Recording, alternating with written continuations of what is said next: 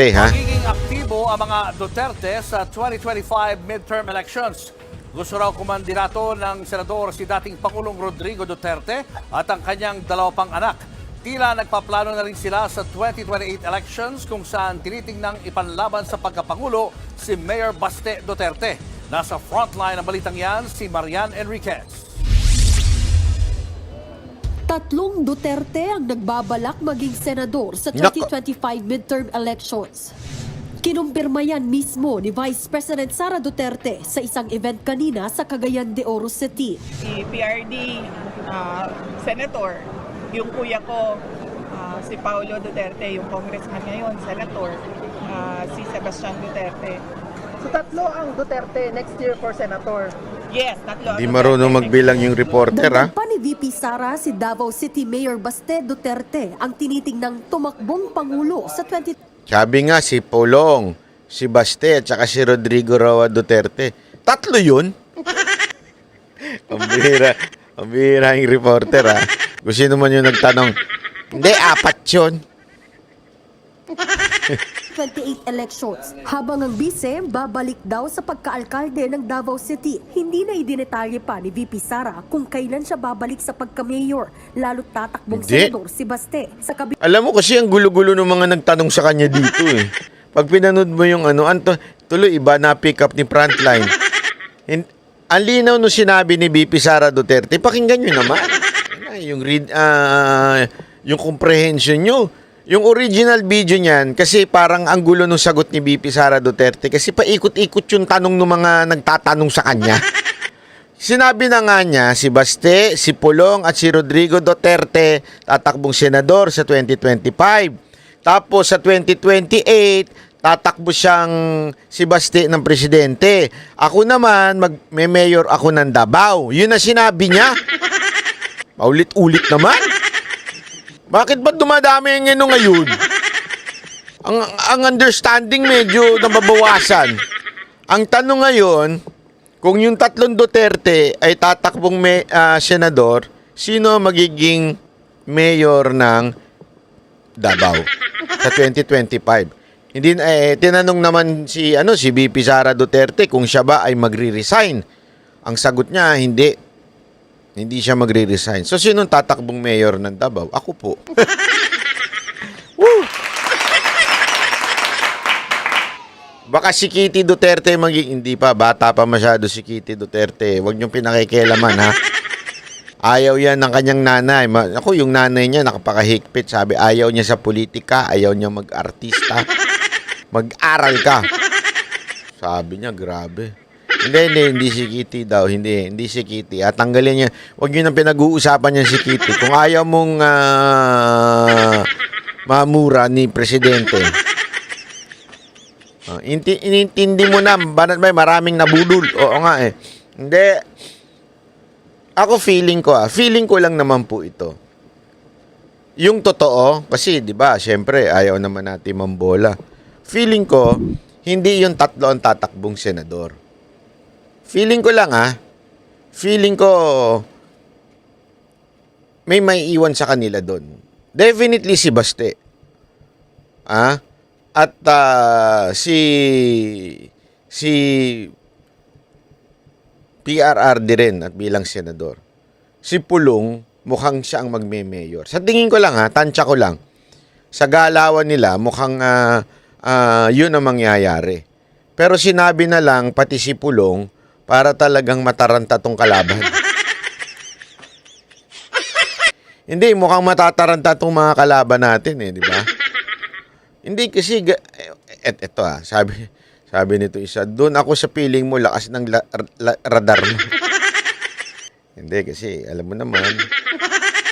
Ayoko lang magsabi ng meron akong asong gala, ganun.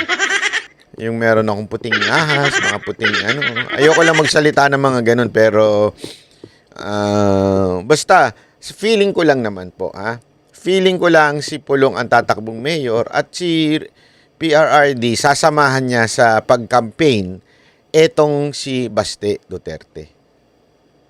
Sana. Okay? Sana lang. Okay? Ewan ko Pwede ba magbago yan? Kasi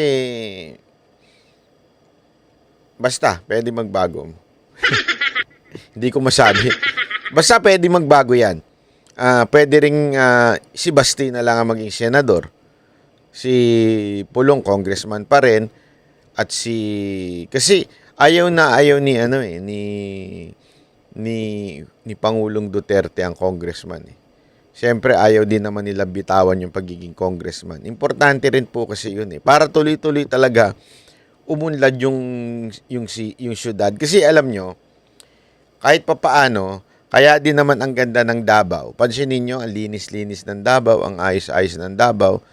Dahil yan sa tag team ng pamilya Duterte. Kaya nga alam nyo, meron kasi mga humihirit na masama daw yung dynasty. Hindi rin naman.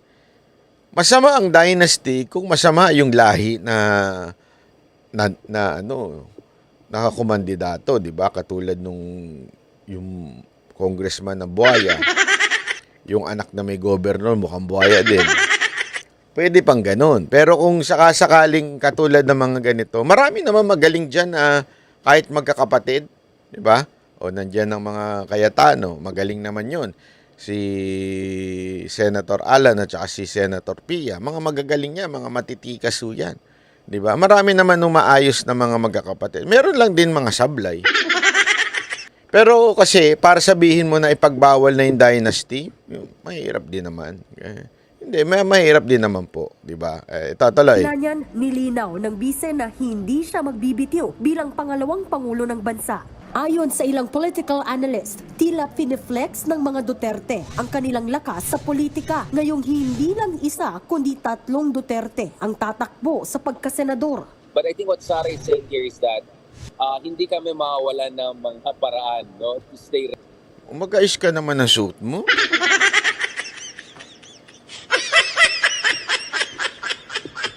Lagi kang naka-Amerikana eh. Haos, ganyan lang. Banat ba yun? Nagmumul eh. Hindi, bigla siguro siya nagmumul. Tapos biglang may nakita siya.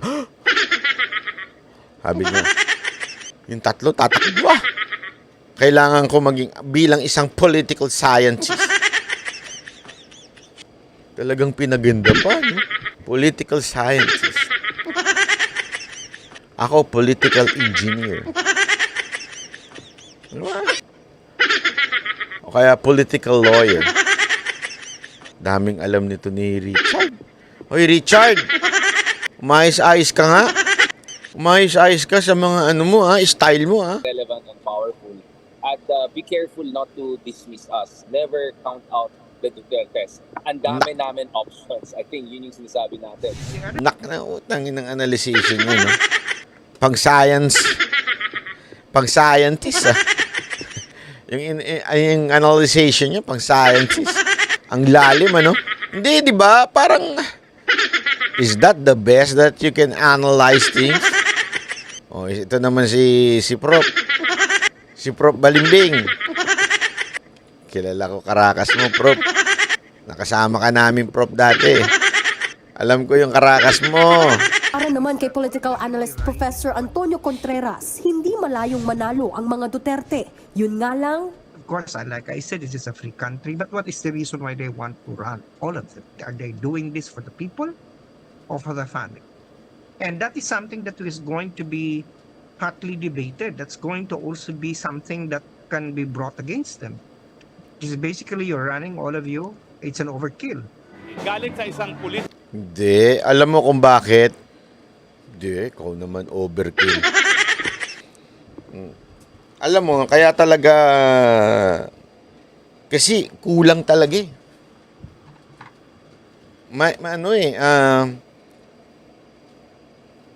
Wala tayong matinong oposisyon. Meron tayo oposisyon na hindi naman matino. Halimbawa, katulad ni Ontiveros, na alam mo namang it's just... Ito kasi si Ontiveros, yung tipo ng oposisyon para sa sarili niya. Para sa sarili niyang kapakanan. Pagka, kita mo, hindi naman talaga siya nag-o-oppose sa mga polisiya ni Marcos o ng gobyerno nito. Hindi siya nag-o-oppose. Wala siyang ginagawang oposisyon. Kaya katarantaduhan po yung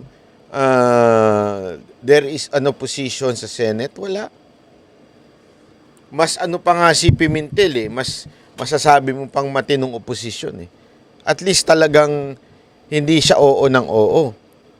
Dito si Ontiveros, sino ang target niya? Mga Duterte. Di ba? Anything that would serve against Duterte, gagawin niya. Kaya nga, kailangan natin ng tunay na oposisyon, in a way, magkikriticize not para pabagsakin ng gobyerno, pero magkikriticize ng mga maling gawain.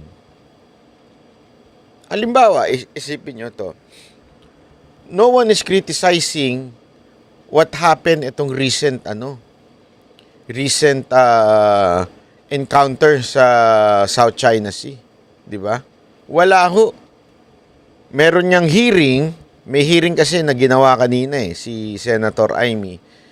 And yet kulang Kulang yung yung masasabi mo, ito talaga, sigurado tayo dito. Kaya niya to sinasabi dahil gusto niya tamang pananaw ho dito sa West Philippine Sea, 'di ba? Wala wala ho. 'Di ba? Ngayon, importante itong si Pangulong Duterte, yung perspective nila, kasi yung mga dapat ngang opposition di na nagsasalita. Di nyo ba napansin? Yung supposedly mga kaalyado ni Pangulong Duterte di na nagsalita. Kaya nga napuno na si Senator Basti Duterte.